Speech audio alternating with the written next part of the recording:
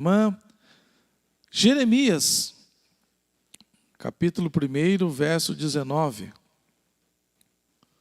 Uma noite de milagres, nós vamos falar sobre milagres, vamos falar sobre a ação sobrenatural de Deus na nossa vida. Jeremias 1,19. Se você quiser, mais uma vez, você acabou de se assentar, mas se quiser ficar em pé, em reverência à palavra do Senhor.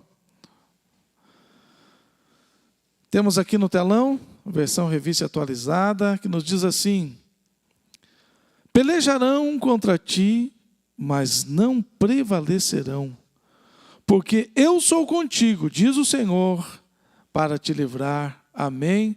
Você pode se assentar. Irmãos, como eu tenho falado e tenho feito nas minhas ministrações, hoje repito, eu não vou abordar o contexto histórico. Eu não vou falar a respeito do que estava acontecendo no meio do povo de Deus.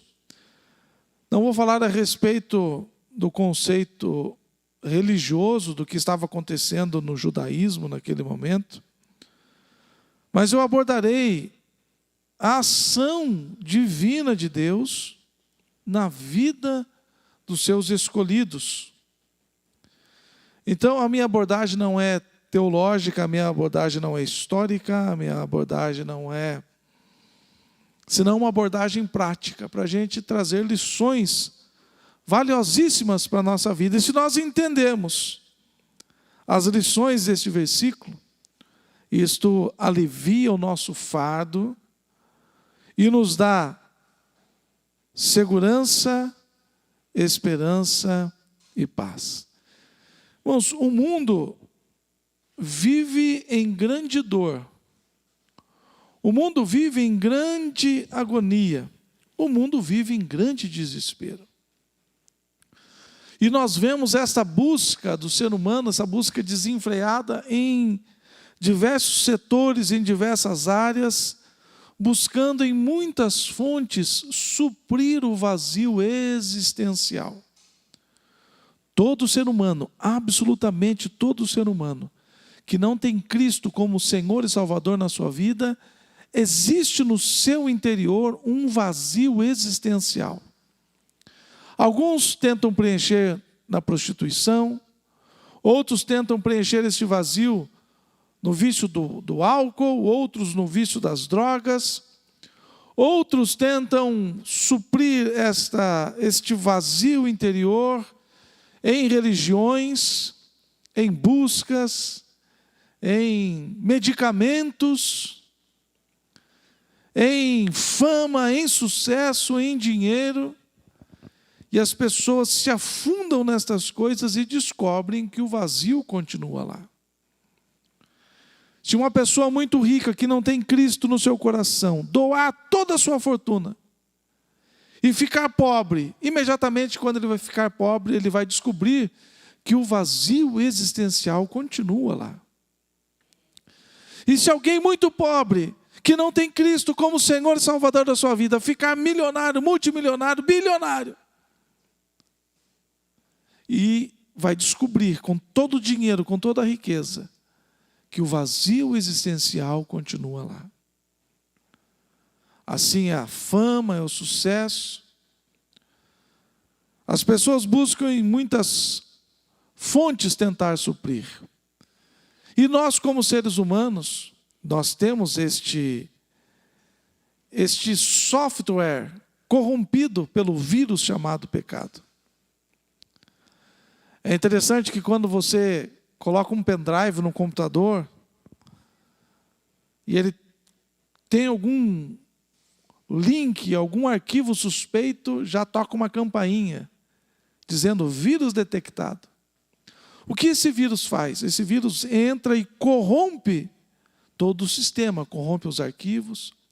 Hoje ainda estava vendo a respeito de um especialista falando do perigo do celular, porque no celular nós temos as senhas, nós temos os aplicativos de banco, e quando um vírus ou um arquivo espião é instalado, ele está ali para tirar proveito, descobrir as senhas, para enganar. Tem aí o tal do golpe do WhatsApp, né, que se passa por alguém da família, dizendo, olha, você pode me...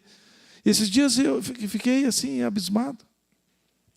Um apresentador de televisão e muito famoso, inteligente, diz que chegou uma mensagem achando que era o filho dele, pedindo dinheiro, e ele deu lá uns 20 mil no começo, depois deu mais 30 e poucos mil, foi quase 70 mil de prejuízo. De alguém que hackeou, que entrou no sistema. Então nós éramos perfeitos lá com Adão e Eva. A raça humana, quando Deus criou Adão e Eva, criou perfeito, sem contaminação nenhuma. Mas quando eles comeram do fruto proibido, o vírus do pecado entrou e corrompeu esse sistema. Então esse sistema é corrompido e precisa ser preenchido. E só existe um modo de preencher o vazio existencial: tendo Cristo na vida. Tendo Cristo como Senhor e Salvador da sua vida. Então é nesse sentido, quando nós entendemos a ação de Deus na nossa vida, o nosso fardo é aliviado. Nós alcançamos e encontramos segurança, esperança e paz. Mas vamos aqui ao versículo. Diz assim: pelejarão contra ti, mas não prevalecerão, porque eu sou contigo, diz o Senhor, para te livrar. Primeira coisa que você precisa entender, isso eu tenho sido enfático e repetido, já desde quando eu comecei a pregar lá, não sei, 2000 e alguma coisa, 2004, 2006. A palavra do Senhor diz assim, que muitos são chamados e poucos são escolhidos. Então a primeira coisa que o cristão precisa ter é a certeza de que ele foi escolhido por Deus. Eu fui escolhido por Deus. Esta deve ser a certeza do cristão. O cristão deve olhar para a sua vida e afirmar: eu fui escolhido por Deus. Você precisa entender uma coisa: Deus não é uma escolha sua. Você é que é uma escolha de Deus. A gente costuma dizer, eu aceitei Jesus, na verdade foi Ele que nos aceitou. A gente costuma dizer, eu entreguei minha vida ao Senhor, entregou porque Ele veio e se apresentou como Salvador e nos escolheu para a salvação. Se nós voltarmos no versículo 5 deste capítulo que nós lemos aqui, nós lemos o versículo 19. Mas no versículo 5, o que Deus está falando com Jeremias? Antes que eu te formasse no ventre materno, eu te conheci. Antes que saísse da madre, do ventre da sua mãe, eu te consagrei e te constituí profeta às nações. Então aqui é muito explícito que nós somos uma escolha de Deus. Deus, na sua infinita grandeza, na sua infinita misericórdia, no seu infinito amor, na sua infinita santidade, Ele olhou para essa terra e apontou para mim, apontou para você. Nos apontou e disse: este está selecionado, separado, escolhido para fazer parte do meu exército, do meu povo, da minha igreja, da família que eu enviei o meu filho a este mundo para constituir. Então nós precisamos entender isso. E Jesus, lá em Mateus 22, 14, Ele está conversando com o povo, Ele diz assim: muitos são chamados, mas poucos são escolhidos. Então, quando nós entendemos isso, nós estamos falando de uma noite de milagres. Nós estamos falando de vencermos as adversidades. Nós estamos falando de aliviar o nosso fardo. Nós estamos falando de encontrar esperança verdadeira. Nós estamos falando de ter segurança, proteção. Nós estamos falando de ter a paz duradoura em nós. Não aquela paz que o mundo oferece. A paz que o mundo oferece é muito rápida. Quando chega a sexta-noite, sexta-tarde, já nas redes sociais já começa o sextou.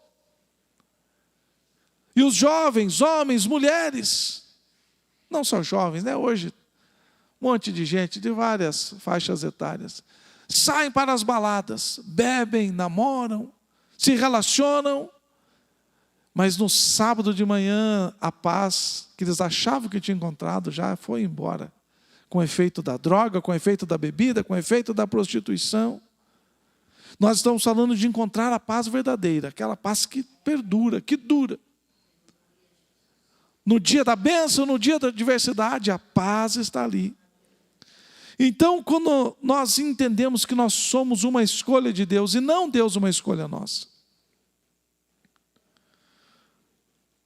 o fardo começa a ser aliviado, as coisas começam a ter uma perspectiva diferente na nossa vida. Segunda coisa que nós precisamos entender: quando Deus escolhe, Ele o escolhe com um propósito. Isso aqui eu tenho falado bastante também. Deus, Ele não nos escolhe simplesmente por escolher, mas Ele nos escolhe com um propósito. Vamos voltar para Jeremias 1,5. O que Deus está dizendo para Jeremias? Antes que eu te formasse no ventre da tua mãe, eu te conheci. E antes que você saísse do ventre da sua mãe, eu te consagrei e te constituí profeta às nações. Então Jeremias está vivendo a sua vida bem tranquilo, está levando a sua vida do jeito que ele achava que deveria levar, está realizando as coisas que ele deveria realizar, estava cumprindo as funções que deveria cumprir com relação à sua família, com relação ao trabalho, ao sustento. Ele está levando a sua vida. Como qualquer outra criança, cresceu, brincou com os amigos, correu, brincou, quem sabe caiu, se machucou, mas está seguindo a vida e de repente Deus se encontra com ele e fala assim: Jeremias, você não nasceu por nascer, Jeremias.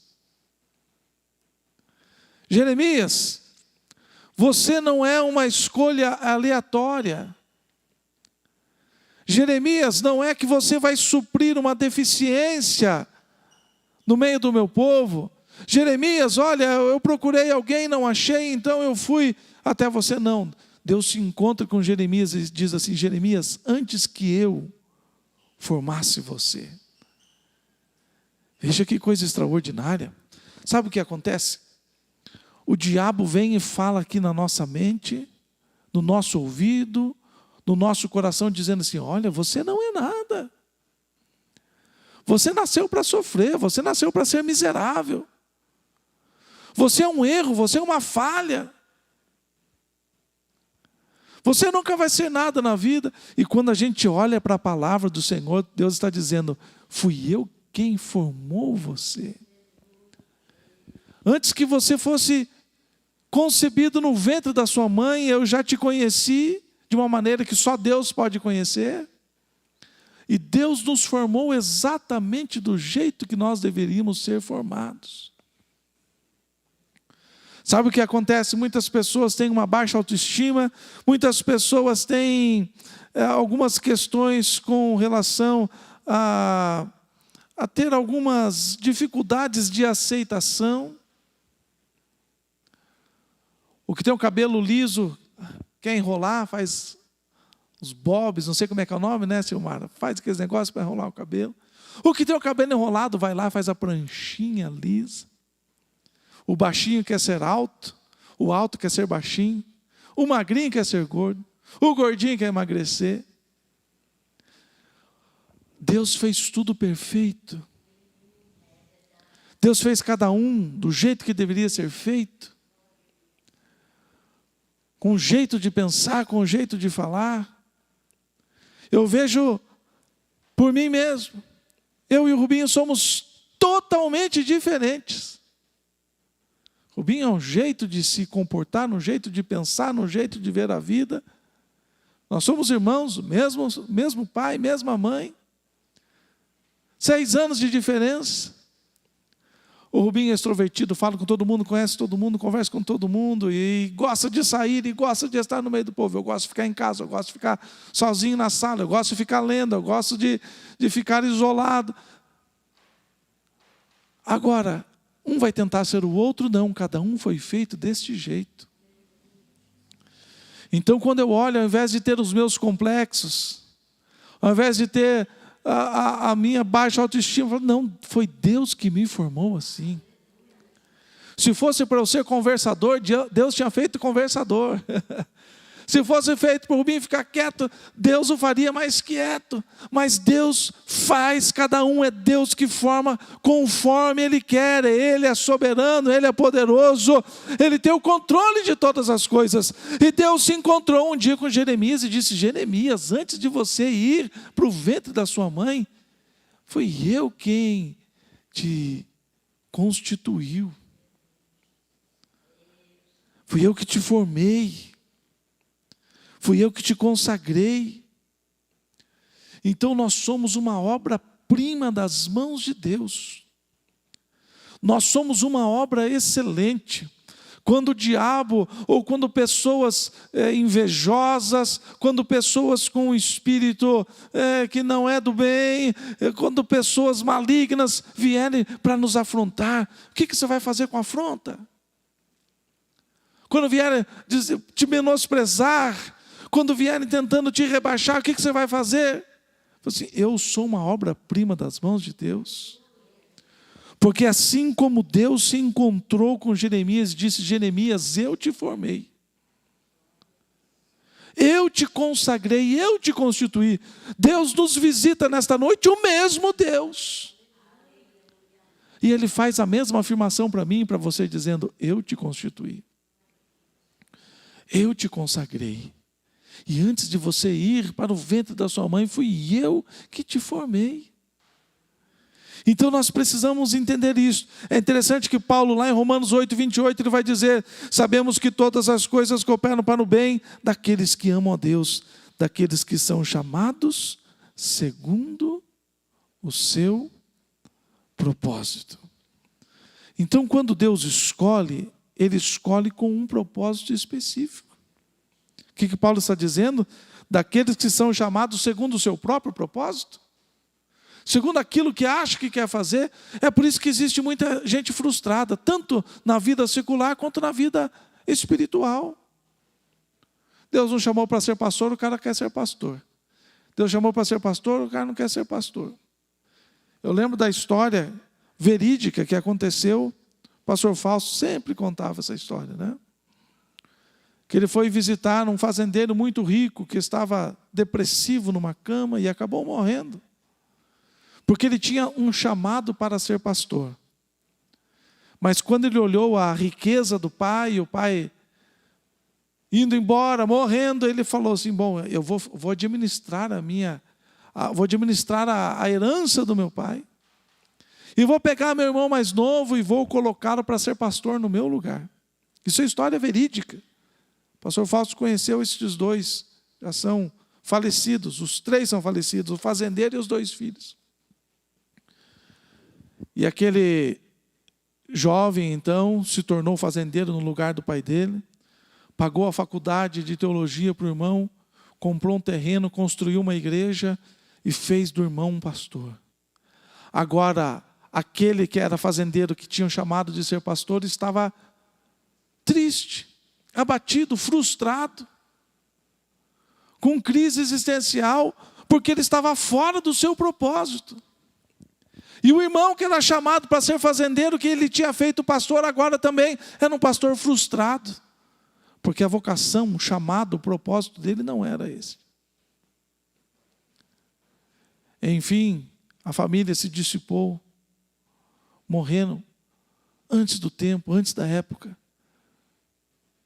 porque estavam fora do seu propósito. É isso que Paulo está dizendo: cada um de nós é chamado segundo o propósito de Deus. Propósito a gente não escolhe, propósito a gente descobre. Deus não chegou para Jeremias e disse: Jeremias, o que você quer ser? Você quer ser rei? Você quer ser profeta? Você quer ser sacerdote? Quer ser um guerreiro famoso? Não. Deus chega e fala assim: eu te chamei para você ser profeta às nações. Esse é o propósito. Então, quando nós entendemos isto, lembre-se que nós estamos construindo um terreno fértil para nós vivermos milagres. Milagre, irmãos, ele precisa de um ambiente propício para acontecer. O milagre precisa de algumas coisas ao redor para que ele se torne realidade. Deus pode fazer no milagre assim? Pode. Igual ele chegou lá no tanque de Betesda, rapaz nem conhecia quem era Jesus, nem tinha fé em Jesus. Jesus falou, quer ser curado? Ele falou, mas não tem quem me coloque na água. E Jesus está dizendo, não estou falando de água, estou falando que eu quero curar você. E aquele homem foi curado, sem conhecer Jesus, sem ter fé em Jesus. Mas são coisas bem isoladas que acontecem. Da grande maioria dos milagres que Jesus realizou, dos milagres que Pedro realizou, dos milagres que Paulo realizou, dos milagres que Filipe, tudo era uma construção para o milagre. Domingo eu falei sobre a ilha de Malta. A Bíblia diz, todos que foram levados à presença de Paulo foram curados. Então, qual foi a construção? Sair da casa e ir até a presença de Paulo. Qual foi a construção do milagre do Bartimeu, do cego? Jesus, filho de Davi, tem misericórdia de mim. Gritou até Jesus parar. Quando a Dorcas morreu, como é que aconteceu o milagre? Mandaram chamar Pedro. Pedro, vem correndo, Pedro. Que uma mulher que fazia benfeitoria, uma viúva que ajudava as pessoas aqui, morreu. Então Pedro foi lá, orou e ela ressuscitou. Então existe toda uma construção para vivermos o milagre. Próximo ponto. O que Deus está falando com Jeremias? Pelejarão contra ti. Então haverá pelejas, haverá lutas, haverá batalhas, haverá aflições. Pelejarão contra ti. E eu pergunto nessa noite, qual é a sua dor? Qual é o seu sofrimento? Qual é a sua batalha hoje? Qual é o motivo da sua angústia? Qual é o motivo da sua aflição? Qual é o motivo da sua ansiedade? Qual é o motivo da sua incredulidade? Uma coisa que você precisa entender é que o tamanho da sua dor está ligado diretamente, proporcionalmente ao tamanho do seu propósito. Quanto maior a dor, maior o propósito. Quanto mais dor você puder suportar, mais longe você irá.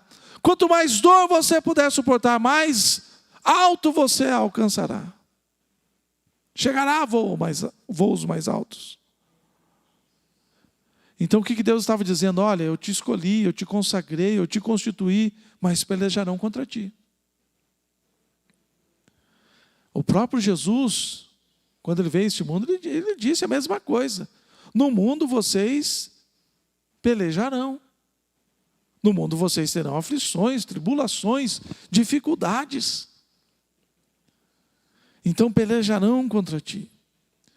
Uma coisa que o crente precisa entender é que não há como fugirmos das batalhas.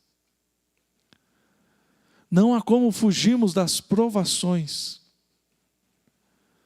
Não há como fugirmos do tempo de preparação da nossa carreira, do nosso propósito.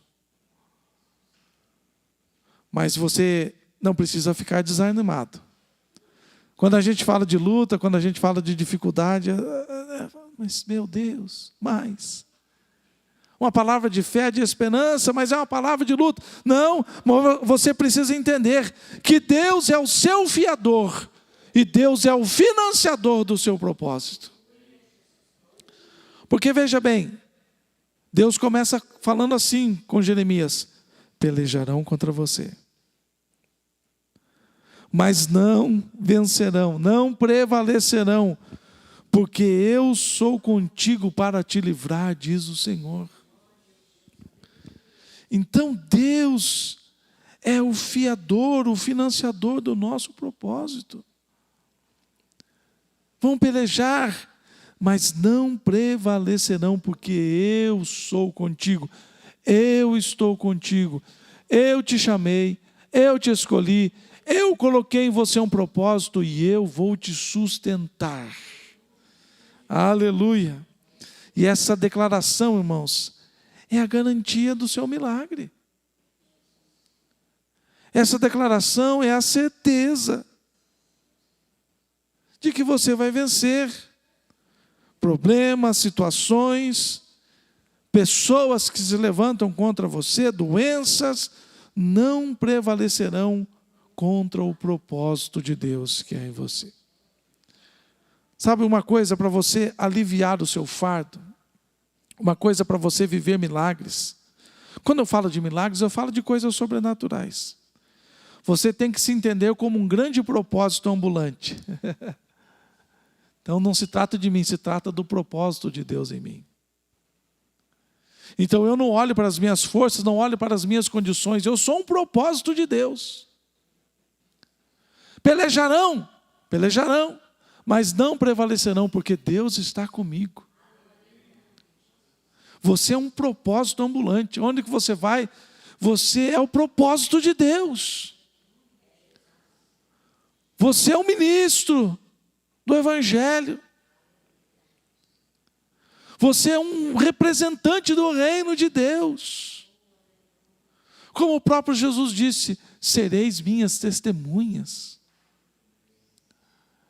Então eu não posso olhar para mim, você não pode olhar para você, não pode olhar para o seu problema, para a sua dor, para a sua dificuldade, para as suas perspectivas e expectativas humanas. Você tem que pensar, eu nasci com um propósito, e Deus é o fiador.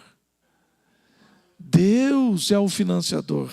É isso que Deus estava dizendo, pelejarão, mas não prevalecerão. Tentarão contra a tua vida? Tentarão, mas não conseguirão êxito. Tentarão ver o seu fim? Tentarão, mas você será vitorioso. Tentarão caluniar, difamar, tentarão te tirar do lugar do teu propósito, mas não conseguirão. Era isso que Neemias entendia. Neemias entendeu que o chamado dele era reconstruir os muros. E ele volta, e o que acontece? Sambalate, Tobias e mais uns outros estão tentando tirar Neemias do seu propósito. Neemias não estava lá porque queria estar. Neemias não estava lá para se tornar o líder daquele povo. Neemias não estava lá porque ele tinha algumas regalias com o rei. Neemias não estava lá para um projeto pessoal. Neemias estava naquele lugar porque era o projeto de Deus na vida de Neemias. Falaram para Neemias, não vão dizer para o rei que você está tentando ficar no lugar dele. Falem o que vocês quiserem. Deus é o fiador deste propósito. Deus é o financiador. Neemias, desce aqui, vamos bater um papo. Você acha que eu vou parar para bater papo com vocês, para conversar, sendo que eu estou cumprindo o meu propósito? Deixaria eu de realizar uma grande obra para conversar com aqueles que querem me tirar do propósito? É isso que Deus está falando com Jeremias. Jeremias, pelejarão contra ti, mas não prevalecerão, porque eu sou contigo para te livrar, para te livrar, para te livrar. E esta palavra é para você nesta noite. Não importa o que você está enfrentando, não importa o tamanho da tempestade, Deus está dizendo, eu sou contigo para te livrar. Você está neste lugar porque é um propósito para a sua vida. Você está vivendo nesta época porque é um propósito para a sua vida. Você não morreu ainda, passou por doenças, enfermidades, quem sabe passou no vale da sombra da morte, mas está aqui porque é o propósito de Deus na sua vida. Saber que você é uma escolha de Deus, e mesmo que pelejem, lutem, se levantem contra você, e saber que Deus é o seu fiador, o seu financiador, que Ele é com você para te livrar, para liberar o milagre, o sobrenatural. Isto irá aliviar o seu fardo, dará segurança, esperança, paz, e você viverá o extraordinário de Deus. Amém? Vamos ficar em pé neste